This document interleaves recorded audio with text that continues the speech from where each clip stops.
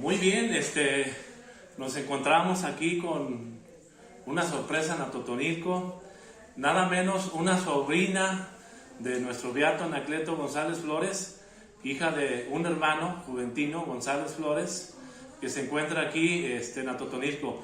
Nos dice su nombre y Sí, de quién es hija y demás. Soy la hermana María Guillermina González Castellanos.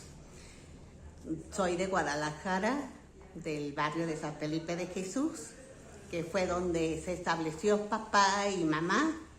Papá Juventino González Flores y mamá María Dolores Castellanos Gutiérrez. Bien, ¿de qué congregación es usted? Pues pertenezco a la congregación de Carmelitas del Sagrado Corazón, a la que he gozado muchísimo toda mi vida religiosa, puesto que el llamado lo sentí desde muy joven, tratando a las hermanas, conociéndolas a ellas, y pues también por el testimonio que vi en ellas, la alegría, la entrega, y pues soy hija de María Luisita, que es nuestra fundadora, que están aquí los restos, y vivo en la casa madre donde nació la congregación. Muy bien, a ver, hermana, platíquenos algún recuerdo que tenga usted del beato Anacleto. Nos comentaba que desde pequeña escuchaba. Sí, siento yo que ha sido como un caminar que desde pequeña, en la sala donde estaba entronizado el Sagrado Corazón, estaba él, pero enfrente estaba el tío Anacleto. Entonces, desde que nacíamos, siempre lo veíamos a él y oíamos los comentarios de mi papá, de mis tíos, del párroco, que era un fan de Anacleto y que trataba de trabajar en la parroquia con las dinámicas que trabajaba Anacleto cuando él organizaba todo Guadalajara, todo Jalisco. Entonces, desde pequeña veíamos lo que fue él, a lo que se entregó él, lo que vivió él. Y poco a poco yo me fui dando cuenta, fuimos leyendo, fuimos buscando, fuimos consultando. De hecho, el hermano mayor de mi tía Anacleto murió mucho después de que él haya muerto, y de él hay testimonios del tío Merced, que también escribió sus memorias y escribió la vida de varios de los hermanos. Entonces, el tío Anacleto, su conversión principal, que siento yo, fue cuando hizo ejercicios con un franciscano en Tepatitlán, y que a partir de ahí, dice el tío Merced, desde ahí ya tenía siempre su altarcito con algún santo, y antes de empezar a trabajar en los rebozos, en el taller de rebocería, hacía su hora de oración. Y el tiempo que le quedaba en la tarde era ir a la catequesis con los niños y con los jóvenes. Yo siento que hizo su opción por formar niños y jóvenes desde esa edad. Entonces, también otra de las cosas que hacía, no nomás se fue la catequesis, sino visitar a los enfermos, que era como algo que le nacía a él. Ahora, el párroco, cuando ya vio la capacidad que tenía ese muchacho, entonces fue cuando lo invitó al seminario. Y en el seminario, pues sabemos todos la capacidad que tuvo de aprendizaje, de memoria, de inteligencia, que al poco tiempo ya era el maestro Cleto. Pero desde ahí no estuvo dentro propiamente del seminario, sino que estaba hospedado, y desde ahí trabajaba a otros jóvenes. Y cuando terminó la filosofía propiamente, fue cuando le ofrecieron pues irse a Roma a estudiar la teología, pero él dijo muy claro: esa no es mi vocación. Mi vocación es, quiero ser abogado para defender a Dios y a la patria. Y entonces, en lo que he leído y lo que he visto y los testimonios que he escuchado, que realmente desde ese momento determinó ese ideal de forjar, de formar jóvenes para el futuro. Ahora, otro momento que siento yo que fue muy clave para él fue que después de San Juan de los Lagos se fue con el tío Severiano o el hermano mayor a Concepción de Buenos Aires para trabajar, para empezar a juntar, para estudiar. Pero ahí no faltaron personas o señores o muchachos que lo invitaban a un batallón y él, pero le decían que no lo querían para que tomara las armas, porque él nunca tuvo esa ilusión de ninguna forma, sino que fuera el animador, fuera el secretario, fuera el que estuviera ayudando en esa forma. Entonces,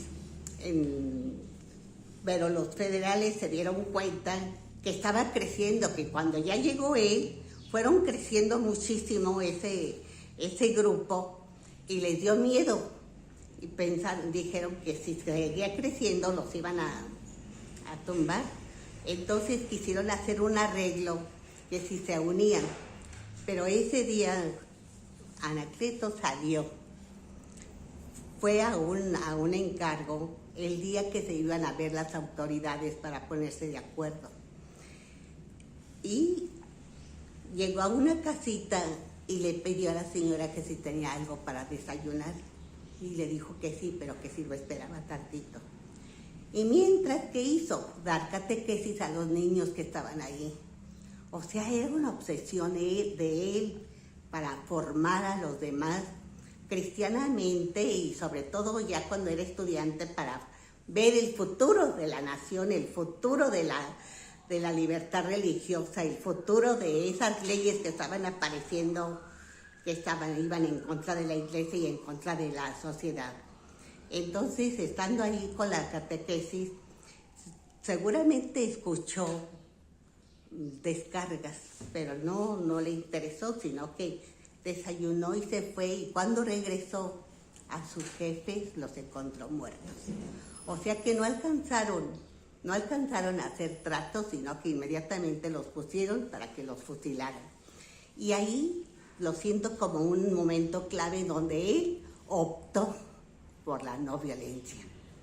Y a partir de ahí, su defensa fue la palabra, ¿verdad? En una forma, en otra, sabemos a través de sus escritos, a través de los testimonios, que su arma más fuerte, la única, la poderosa de él fue la palabra. Pero yo siento como un testimonio para los jóvenes, para todos nosotros, pero sobre todo para los jóvenes, para los que quieren ver algo en favor, en bien de la patria, es que fue un hombre de mucha oración, era de misa y de comunión diaria. Pero también no solamente la oración, sino que también la obediencia que tuvo siempre a su superior, que fue el señor arzobispo Francisco Orozco Jiménez, que nunca decidió nada sin haberse puesto de acuerdo con él, porque los dos tenían como los mismos ideales.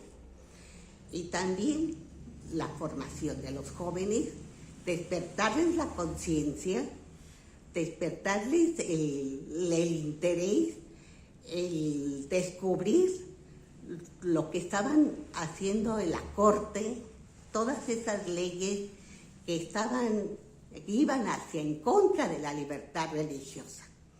Entonces eran puntos muy claves que tenía él, pero no se quedó para él, sino que lo compartió. Y siento yo que todos esos hombres, todos esos jóvenes, todos casados o no casados, caminaron de codo a codo, la unión de unos con otros. Porque se puede decir, Anacleto era de la adoración nocturna, era Acecotemero, que fue el fundador, era de la congregación mariana. pero no era de un grupo solamente y nosotros trabajamos, no, eran todos. Entonces, la unión con todos los demás dio la fuerza para luchar en contra de todo aquello, contra el gobierno que estaba en contra de la iglesia y de la libertad religiosa. Sabemos que Dios nuestro Señor siempre da vocaciones especiales cuando hay circunstancias como las que estamos viviendo aquí en México, Así en es. estos momentos. ¿Qué les diría usted a las nuevas generaciones? ¿Cuál es la tarea que nos corresponde a los que vivimos en este momento y en este espacio concreto, en esta circunstancia? Yo tengo varios años diciendo, Señor, hacen falta más Anacletos. Hacen falta más hombres que de veras descubran interiormente a Dios y a través de Dios descubran lo que hay de necesidad a los demás.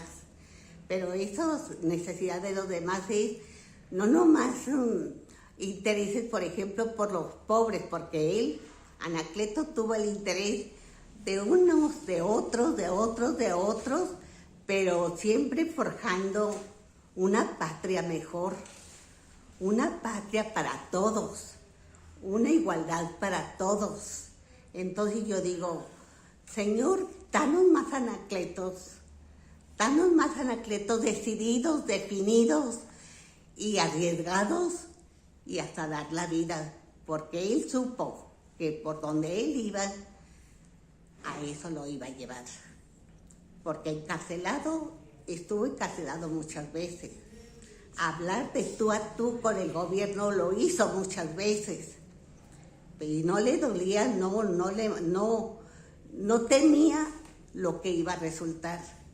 Lo que sí le dolía era su esposa y sus hijos.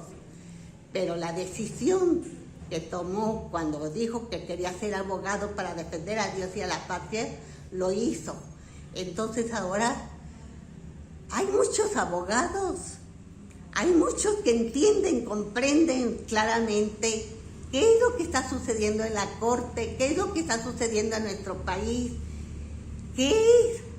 cuáles son sus intereses, que cambien el corazón, que cambien la mente y que descubran que es más importante el resto del país que la persona misma. Bien, pues le agradecemos mucho el espacio, el momento que nos está dando, hermana. Es un gusto saber que todavía tiene familiares directos nuestro beato, ahora patrono de todos los laicos mexicanos. Qué dicha y qué gracia nos ha dado Dios nuestro Señor. Hoy tiene una veneración en todo el país. Dios quiera que pronto lo veamos en los altares como santo, a él y a sus compañeros. Pues muchas gracias por esta entrevista aquí en Atotonilco, donde se encuentran en este momento las reliquias de nuestros beatos mártires de Cristo Rey. Dios la bendiga. Muchísimas gracias y muchos saludos a todos, y todos tratemos de ser de Dios y de la patria, de entregarnos a los demás.